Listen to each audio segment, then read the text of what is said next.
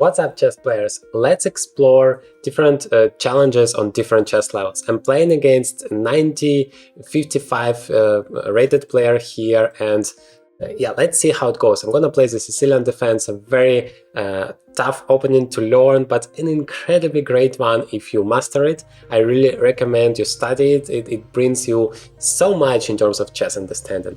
So, Bishop e5 is a little bit weird because I just win a tempo here with a6. I wanted to play a6 no matter what. And yeah, let's just play b5 then. If I get an extra tempo, why not? I want to bring my bishop to b7. I want to be as active as possible. It doesn't matter if you play as white or as black. You want to put that pressure on your opponent. That is the key to success. No matter what level you're playing, no matter what color you're playing. So Bishop b7, attacking the e4 pawn immediately. Of course, the drawback is that my king is still in the center, and I need to occasionally develop some pieces and do something about it, so let's just play bishop to e7, then knight f6, and then castles. Yeah, so now everything is fine. I mean, he has some strengths as well, but he missed this one tempo, and that is, I guess, enough to say that he is not better anymore. I mean, white is normally a little bit better in the opening, thanks to this extra tempo, but if you lose that extra tempo, then you don't have any advantage anymore.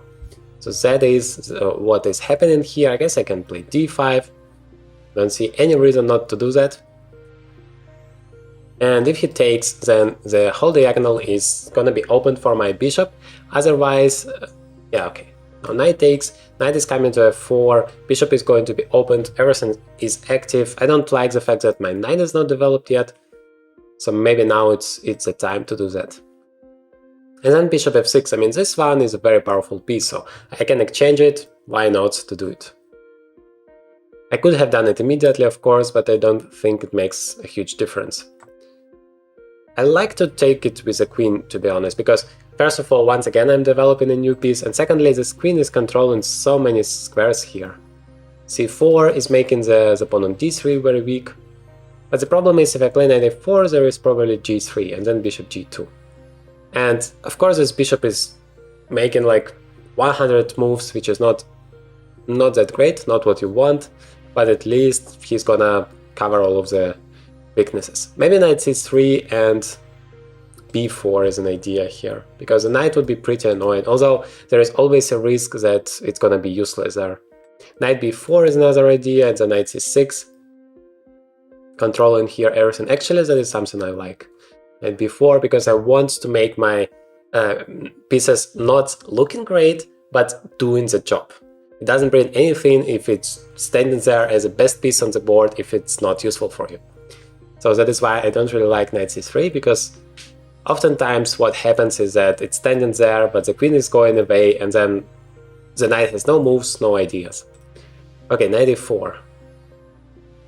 Yeah, knight e4 is actually a very strong move. Maybe I have underestimated it a little bit. But queen e7, yeah, to cover everything. That was the advantage of the move knight to c3, because it was controlling the e4 square. So I want to bring something on the d file and attack this very weak pawn. So if he wants, probably now is his chance to play d4. Now I'm bringing my knight back. I'm controlling this d4 square. Yeah, this exchange I also don't like, because now my rook is very active without even spending a move. Okay, but he has a point. Definitely has a point, because I'm still a little bit undeveloped, and he's attacking here the b5 pawn, the c5 pawn. Maybe I can play c4, give up this pawn, take on a3, and then he's gonna have an isolated pawn. Although he can play d5. Yeah, whatever, let's play it. Because taking on d4 I don't really like. I'm gonna have this weakness on b5, which I need to deal with, and I don't like that. Takes, and maybe before taking on a3 I can play knight b6. Because that is attacking the bishop, and I still want to take the pawn. And then d5 square is under control now. Okay, so now I can take. And I pretty enjoy my position. I guess I have equalized it, and if there is nothing active here for white, then I'm gonna have an advantage, because the d4 pawn is isolated, and the more pieces are going off the board, the weaker it's gonna be. Okay, knight c5 is a good move, because now the connection between the rook and the queen is gone. I have to do something about it. Rook takes f3 doesn't really work because this bishop is under attack. So knight takes d4 would just blunder the bishop. Knight takes d4 immediately.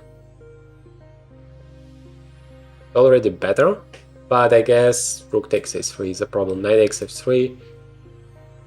Pawn takes, queen takes. Yeah, I don't know. But maybe I can just... If I take, then queen takes, and queen is protecting everything. Okay, I guess I have to take. Yeah, that's a little bit annoying, but I can just step back actually. Queen a6. Knight takes d4, there is queen takes b6, right? Maybe rook b8 after queen a6. Because I really don't want to allow that exchange. If I can leave this bishop on the board, it's just the best piece I have. By the way, after queen a6, I probably have knight d5. Bishop takes a6, knight b4 with a fork, and I'm getting the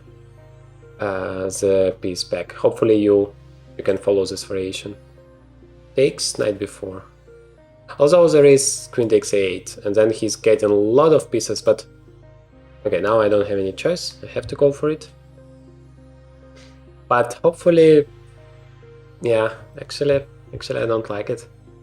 Yes, quite a lot, but he is not going for it. Yeah, now I can just take it. Maybe there is d5. Okay, rook b8. No, it will be dangerous. Rook takes a8 is a threat. So let me protect. Yeah, how do I protect that? d6. At d5 I have queen takes.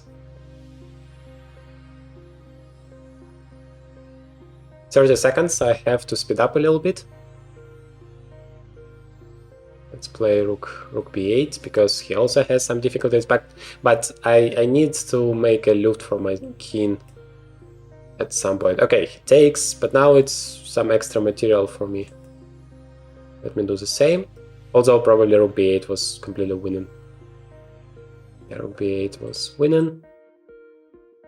Let's do it now, because that's gonna allow me to exchange a lot of pieces, and that is exactly what I need to do, having an extra exchange in the end of the day. Let's see if 19 seconds is enough here to convert the advantage. He's given some checks, which is usually the right strategy to outplay your opponent when you don't have any time, when he has no time. But now I should win the d4 pawn. And just keep my rook away from the knight. That is the key thing, not to blunder. Not to blunder. I can also exchange... Oh no, I did blunder. Okay, let me take. Because otherwise I'm gonna just lose. Knight c4 was completely winning there, of course. 4, king d4, and that should be game over.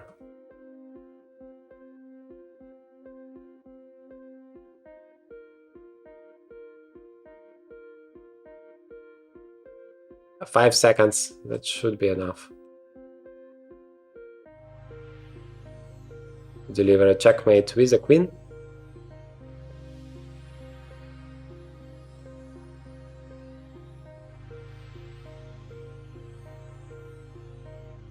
There are different ways to do that, but the best one is to cut the king and then you're just delivering checkmate immediately. So let me know in the comments what you think about this game. I hope you enjoyed it and found it instructive. Hit the like button if you did. It really helps me to promote the content to more people. And in this video I show you another game of the series, learn how I think, and I share my middle game tips for you, how you create the right plan to outplay your opponent.